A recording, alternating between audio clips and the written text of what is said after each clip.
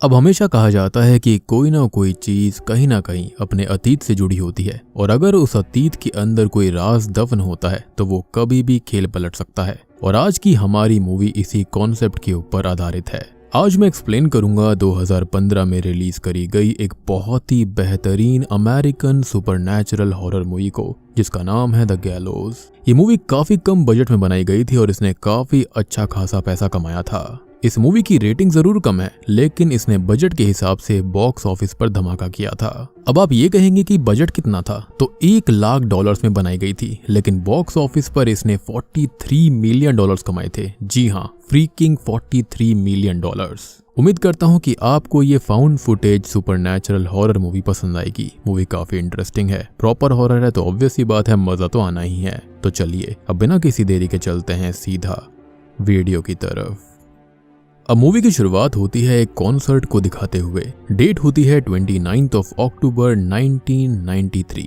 एक concert the gallows चल रहा होता है, जहां पर हम देखते हैं कि एक एक्ट के दौरान लीड कैरेक्टर चार्ली को उस एक्ट के अंदर मौत की सजा सुनाई जाती है। ठीक इसके बाद उसे उस गैलोस पर चढ़ा दिया जाता है, जहां उसके गले में वो फांसी का फंदा लगा दिया जाता है। ठीक उसी तरह जिस तरह जब लॉ किसी को सेंटेंस टू डेथ घोषित करके मौत की सजा देती है। लेकिन ये तो सिर्फ एक ड्रामा था, मगर पता नहीं कैसे चार्ली सच में फांसी के फंदे पर झूल जाता है और ये दृश्य लगभग सभी के सामने हो रहा था। ऑडियंस और चार्ली के पेरेंट्स सभी वहां पर मौजूद थे। सब उसके पास पहुंचते हैं और उसे तुरंत हॉस्पिटल ले जाने की सोचते हैं, लेकिन तब तक उसकी सांसें रुक चुकी थी, वो खत्म हो गया था। खैर, अब इस हादसे को बीते 20 साल हो चुके थे। आज है 28 अक्टूबर 2013 और स्कूल एक बार फिर से कल इसी कॉन्सर्ट को दोबारा ऑर्गेनाइज करने का प्लान कर रही है और चार्ली को भी ऑनर करा जाएगा इस तरह से।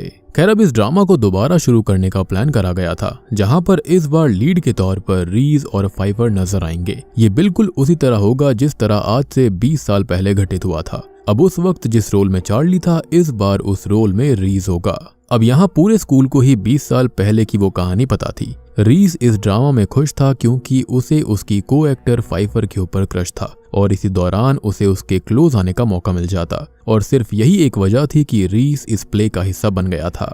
लेकिन हुआ कुछ ऐसा था कि प्ले से एक दिन पहले रीस बहुत ही ज्यादा परेशान था। एक तो वो अंडर कॉन्फिडेंट था, ऊपर से रिहर्सल्स के अंदर भी वो ठीक परफॉर्म नहीं कर रहा था। खैर, तभी उसका दोस्त रायन और उसकी गर्लफ्रेंड कैसिडी उसके पास आते हैं और रायन ये बोलता है कि वो प्ले करे ही ना, लेकिन रीस आखिर करता भी तो क्या करता, क्योंकि अगर वो प्ले नहीं करेगा तो पूरे स्कूल के सामने उसको हेट मिलेगा, स्पेशली उसकी क्रश फाइफर से। लेकिन इस बात पर रायन उसको एक जबरदस्त आइडिया सजेस्ट करता है। वो ये बोलता है कि अगर आज रात हम प्ले के स्टेज को ही तोड़ दें तो प्ले होगा ही नहीं, और जब प्ले नहीं होगा तो प्रॉब्लम सॉल्व हो जाएगी। लेकिन रीस ये बोलता है कि रात को ऑडिटोरियम का दरवाजा लॉक्ड रहता है, तो वो अंदर कैसे एंटर करेंगे, जिस पर रायन ये बोलता है कि ऑडिटोरियम का दरवाजा कभी लॉक्ड रहता ही नहीं है, वो सालों से खराब पड़ा है, तो ये बहुत बढ़िया मौका है अपने प्लान को अंजाम देने का। खैर, अब ये तीनों ही यानी कि रीस, रायन और उसकी गर्लफ्रेंड कैसिडी उसी ऑडिटोरियम के अंदर जाते हैं ताकि वो सब कुछ तोड़ दें और ये प्ले कभी हो ना पाए। उन्होंने काफी सारे ऐसे टूल्स भी कैरी किए थे और वो स्टेज को हिट कर कर कर उसे डैमेज करने लगते हैं। खैर, इसी बीच रायन मजाक मजाक में जोर जोर से चार्ली चार्ली चिल्लाने लगता है, वो उसका मजाक उड़ा रहा था। खैर, तभी अचानक से पीछे से किसी के चलने की आवाज उसको सुनाई देती है और तीनों डर कर स्टेज के पीछे छुप जाते हैं। पूरे ऑडिटोरियम के अंदर अंधेरा था, लेकिन एक फ्लैश लाइट से फाइफर उनको दिखाई देती है, यानी कि अभी जो आवाज आई थी वो फाइफर की थी। वो तीनों इसलिए डर गए थे क्योंकि उनको ये लगा था कि शायद स्कूल से कोई आ चुका है और अगर पूरी मैनेजमेंट उन्हें इस तरह से स्टेज तोड़ता हुआ पकड़ लेगी तो बड़ी दिक्कत हो सकती है। खैर, जब वो लोग फाइफर को देखते हैं तो थोड़े से रिलैक्स हो जाते हैं। अब यहाँ पर फाइफर को दाल में कुछ काला लग रहा था, इस वजह से वो रीस को अकेले में पूछती है कि वो लोग यहाँ क्या कर रहे हैं, वो भी इतनी रात में। लेकिन यहाँ पर सबसे बड़ी बात तो ये थी कि वो यहाँ क्या कर रही है। खैर, अब रीस यहाँ पर उससे झूठ बोल देता है कि वो कल के प्ले को लेकर थोड़ा सा अंडर कॉन्फिडेंट था, जिस वजह से यहाँ पर वो अपनी कुछ लाइंस को प्रैक्टिस करने आ गया था। खैर, जैसा कि मैंने कहा कि फाइफर यहाँ पे क्या कर रही थी, तो रीस एग्जैक्ट यही सवाल पूछता है कि वो यहाँ पर क्यों आई है, वो भी इतनी रात को। तो इस बात पर फाइफर ये बोलती है कि उसने उनकी कार यहाँ पर बाहर पार्क हुई देखी थी और इस वजह से वो यहाँ पर आई। अब इसके बाद में रीस और रायन बाहर निकलने का सोचते हैं कि इससे पहले फाइफर को सच पता चल जाए, और वो ऑडिटोरियम का दरवाजा जैसे ही पुल करते हैं तो दरवाजा नहीं खुलता, जो कि बहुत ही अजीब बात थी, क्योंकि जो दरवाजा सालों से खराब पड़ा हुआ था वो इस तरह से अपने आप बंद कैसे हो सकता है। खैर, रायन की गर्लफ्रेंड कैसिडी फोन करने की कोशिश करती है ताकि कोई हेल्प आ पाए, लेकिन फोन के सिग्नल्स भी डाउन थे। या फिर एग्जैक्टली कहूँ तो डेड हो गए थे। अब माहौल यहाँ पर काफी ज्यादा खराब होने लगता है। ऑडिटोरियम के अंदर हर जगह कोहरा और अंधेरा था और अब तक जो कुछ मजाक था वो एक भयानक डरावने मंजर में बदल गया है। कैसिडी बहुत ही ज्यादा घबरा जाती है और इस घबराहट के अंदर वो फाइफर को सच बता देती है कि उनका क्या मकसद था, वो क्या प्लान था और वो यहाँ पर क्या करने आए थे। ये सुनकर फाइफर बहुत नाराज हो जाती है, काफी गुस्सा करने लगती है। अब सभी लोग फाइफर को मनाने लगते हैं और उसे शांत करने की कोशिश करते हैं। तभी वो लोग ये देखते हैं कि प्ले का सेट बिल्कुल पहले जैसा हो चुका है, जबकि इन तीनों ने इसको तोड़ दिया था और उन्हें फांसी का फंदा ठीक वैसा ही लटकता हुआ दिखाई देता है जैसे कि वो पहले था। खैर अब ये लोग बाहर निकलने का रास्ता खोजने लगते हैं और इसी बीच एक तरफ आगे बढ़ते हुए वो लोग एक रूम के अंदर पहुंचते हैं जहां पर टेलीविजन ब्लर कंडीशन में अपने आप ऑन हो गया था। उस टेलीविजन के ऊपर चार्ली का ही प्ले चल रहा था, 20 साल पहले वाला, और वो लोग ये देखते हैं कि किस तरह से चार्ली की मौत हुई। अब वहीं पर हम एक इंटरेस्टिंग डिटेल देखते हैं कि चार्ली की एक गर्लफ्रेंड थी जिसका नाम एलेक्सिस था। वो इंटरव्यू दे रही थी कि चार्ली तो उस दिन उस एक्ट के रोल में था ही नहीं, बल्कि वो किसी और एक्टर का अंडर स्टडी था। और अंडर स्टडी का मतलब ये होता है कि जब उस रोल के लिए सेलेक्ट किए हुए एक्टर की तबीयत ठीक ना हो या फिर किसी और वजह से उसके रिप्लेसमेंट में अगर कोई दूसरा एक्टर एक्ट करता है, उसको अंडर स्टडी कहा जाता है। एलेक्सिस ये बताती है कि चार्ली को पहले हैंगमैन का रोल मिला था और हैंगमैन वही होता है जो कि फांसी पर किसी को चढ़ाता हो, यानी कि ये प्ले चार्ली को करना ही नहीं था, ये उसका रोल कभी था ही नहीं। खैर तभी टीवी ऑफ हो जाता है और तभी अचानक से रीस बहुत ही ज्यादा परेशान होने लगता है और इधर उधर बेचैन होकर भागने लगता है। सभी लोग उसे शांत करते हैं और तभी रीस एक शॉकिंग बात बताता है कि चार्ली जिस एक्टर की रिप्लेसमेंट में गया था वो उसके डैड थे और तब उसके डैड हैंगमैन थे और चार्ली वो एक्ट कर रहा था। लेकिन उसके पिता ने ट्रैप को सही वक्त पर नहीं खींचा, जिस वजह से चार्ली की मौत हो गई और शायद उसकी ही स्पिरिट इसी ऑडिटोरियम के अंदर कैद होकर रह गई है। अब देखो यहाँ पर यह पता नहीं है कि उसने ऐसा क्यों किया था। शायद से वो एलेक्सिस को पसंद करता होगा, जिसके चलते उसने चार्ली को खत्म किया।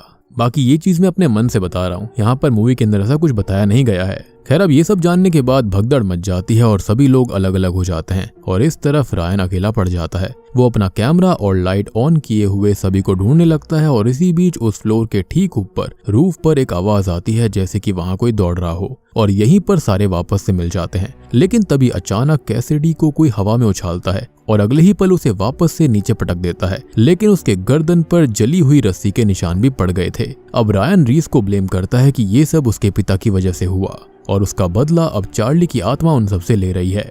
रायन इस पर काफी गुस्सा हो जाता है और जोर जोर से चार्ली चार्ली चिल्लाने लगता है। सभी लोग उसे ऐसा करने से मना करते हैं लेकिन वो किसी की नहीं सुनता और तभी एक बड़ी सी सीढ़ी लेकर वो ऊपर चढ़ने लगता है जहां से शायद एक रास्ता बाहर निकलने का था। लेकिन तभी सीढ़ियों से उसे कोई नीचे धक्का दे देता है और रायन स्टेज के दूसरी तरफ सीधा नीचे गिर पड़ता है जिससे कि उसके पैर भी टूट जाते हैं। अब वो अचानक से एक पल के लिए कहीं गायब हो जाता है और सब उसे ढूंढने में लग जाते हैं। तभी रीस और कैसिडी उसे ढूंढते हुए उसी कमरे में पहुंचते हैं जहां पर टेलीविजन के ऊपर उन्होंने चार्ली की मौत वाली वीडियो देखी थी। अब रायन कहीं पर भी नहीं मिलता, लेकिन उसका फोन वहीं गिरा हुआ था। अब असल में यहाँ पर रायन ने शुरू से ही कैमरा ऑन किया हुआ था, जिस वजह से वो सारी चीजें उसके फोन में रिकॉर्ड हो गई थी जो कि अब तक हुई थी। खैर वीडियो के अंदर ये लोग देखते हैं कि जब रायन नीचे गिरा हुआ था तब एक साया हाथ में फांसी का फंदा लिए हुए दिखाई देता है, जो कि मेरे ख्याल से चार्ली की आत्मा होगी, और फिर यही साया रायन की गर्दन पकड़कर उसको खींचकर कहीं ले जाता है। खैर तभी हम एक डार्क सीन देखते हैं जहां पर गैलोस का एक कैरेक्टर हैंगमैन कैसिडी को उसी तरह गले में फंदा लगाकर मार डालता है जैसे कि चार्ली के साथ हुआ था। अब रीस और फाइफर सब कुछ कैमरा में देख रहे थे और अब सिर्फ ये दोनों ही बचे हुए थे। खैर अब रीस को ऑडिटोरियम के अंदर एक इमरजेंसी लाइट दिखाई देती है जिसको वो प्रेस कर देता है और कुछ ही देर के बाद में एक आवाज आने लगती है। अब रीस और फाइफर को यकीन था कि शायद पुलिस आ चुकी है और वो बच जाएंगे। एक तरफ का रास्ता खाली था और दोनों बाहर भी आ जाते हैं, लेकिन तभी रीस पीछे मुड़कर देखता है तो वो नोटिस करता है कि फाइफर तो अंदर ही है और उसे चार्ली की स्पिरिट ने कैद करके रखा हुआ है और अंदर से सिर्फ और सिर्फ फाइफर की चिल्लाने की आवाज सुनाई दे रही थी। रीस अब फाइफर के लिए अंदर आ जाता है क्योंकि वो उसकी क्रश थी, जहां पर दोनों ही स्टेज पर मिलते हैं और तभी उन दोनों पर स्पॉटलाइट शो होती है, यानी कि ये चार्ली का एक सिग्नल था जहां पर चार्ली के कैरेक्टर में रीस फाइफर से आखिरी अलविदा लेगा और सूली पर चढ़ जाएगा। अब वो दोनों ऐसा ही करते हैं और जब रीस सूली पर चढ़ता है तो चार्ली ट्रैप को प्रेस कर देता है जहां पर रीस को फांसी के फंदे पर लटकाकर वो मार डालता है। और यहाँ पर फाइफर एक अलग ही अंदाज में ऑडियंस को ग्रीट करती है, जैसे कि वहाँ पर ऑडियंस बैठी हो जबकि वहाँ कोई नहीं था, जिसके साथ ये सीन कट हो जाता है, या फिर ये कह सकते हैं कि ये प्ले खत्म हो गया। खैर अब हम मूवी के अंत में आ जाते हैं, जो कि इस फिल्म का सबसे इंटरेस्टिंग पार्ट है। हम देखते हैं कि 2 पुलिस ऑफिसर्स एक रूम में एंटर करते हैं। यहाँ पर इन्वेस्टिगेशन चल रही थी सभी के लिए, यानी कि जो बच्चे गायब हुए थे, जैसे कि रायन, कैसिडी और रीस। और तभी हम यहाँ पर एलेक्सस को देख पाते हैं, जी हाँ, जो कि चार्ली की गर्लफ्रेंड है। साथ ही साथ वहाँ पर फाइफर थी जो कि अभी भी जिंदा है, यानी कि चार्ली ने उसे नहीं मारा। लेकिन यहाँ पर ऐसा क्यों था? तो दोस्तों अब यहाँ पर खुलते हैं इस मूवी के बहुत बड़े असली पत्ते। असल में चार्ली और उसकी गर्लफ्रेंड एलेक्सिस की बेटी फाइफर है, जी हाँ, और ये सब उनका प्लान था रिवेंज लेने के लिए। लेकिन हाँ, यहाँ पर जो चार्ली की स्पिरिट है वो बिल्कुल असली है, लेकिन यहाँ पर इन दोनों ने चार्ली की स्पिरिट का साथ दिया था बदला लेने के लिए। खैर अब पुलिसमैन फाइफर से चार्ली के बारे में पूछता है तो फाइफर उसका नाम लेने से मना कर देती है, और उसी वक्त चार्ली उसके साथी को मार डालता है, और अगले ही पल उस पर भी फांसी का फंदा फेंक दिया जाता है, जिसके चलते उसे भी मार दिया जाता है। और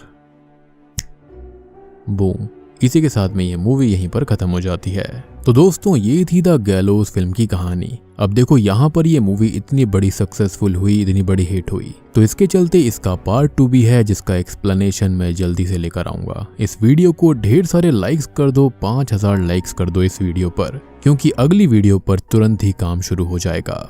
वो भी मूवी काफी इंटरेस्टिंग है, काफी सारे यहाँ पर ऐसे अभी असली पत्ते और हैं जो कि उस मूवी के अंदर खुलेंगे। तो उम्मीद करता हूँ कि आपको ये जरूर पसंद आई होगी। अब देखो पता नहीं मूवी की रेटिंग कम क्यों है। मेरे हिसाब से जो इसका एरी माहौल बनता है, जो बहुत ही खतरनाक हॉन्टिंग माहौल है, वो बहुत ही बढ़िया है, देखने में काफी इंटरेस्टिंग लगती है, मजा आता है इस मूवी को देखने में। और हाँ, आपने चार्ली वाले गेम के बारे में सुना होगा, जहाँ पर येस और नो होता है, जहाँ पर एक डीमन आता है जो कि येस और नो में जवाब देता है। तो ये मूवी आपको कहीं ना कहीं उसकी भी याद दिलाएगी। बाकी आप लोग कमेंट सेक्शन के अंदर बताना कि आपको क्या लगता है कि ये मूवी आपको कैसी लगी। अच्छी लगी है तो वीडियो को लाइक कर देना। और देखो अगर किसी मूवी ने $43 मिलियन कमाए हैं खाली $1 लाख के बजट में, तो मेरे ख्याल से मूवी बढ़िया ही है। बाकी पार्ट 2 के लिए जल्दी से वीडियो को लाइक कर दो, चैनल के ऊपर नए हो तो सब्सक्राइब कर दो, ताकि आप तक जल्दी से जल्दी वीडियो की नोटिफिकेशन आ जाएगी। तो मैं आप सबको मिलता हूँ अगली वीडियो के साथ में, तब तक के लिए।